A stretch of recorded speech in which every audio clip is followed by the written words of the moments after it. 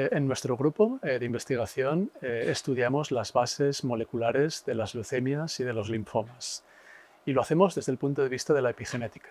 Entonces, la epigenética es la ciencia que estudia los cambios moleculares que tienen lugar en las células y que cambian el funcionamiento de las células o el programa molecular de las células sin cambiar la secuencia del ADN. Entonces, trabajamos en muchos proyectos, pero quizás los podríamos dividir en tres grandes bloques. Un bloque inicial más descriptivo, en el cual estudiamos las diferentes marcas epigenéticas, la metilación del ADN, las modificaciones de las histonas, en series grandes de pacientes con leucemia y con linfoma, y estos datos los correlacionamos con muchas variables clínicas y biológicas.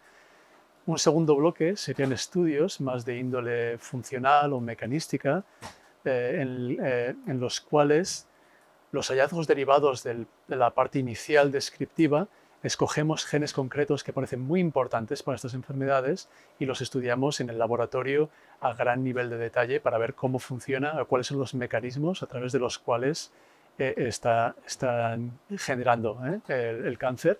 Y por último, tenemos un objetivo global más, digamos, más clínico, más translacional, y es traducir todos estos hallazgos en biomarcadores epigenéticos que mejoren el diagnóstico y el pronóstico de los pacientes.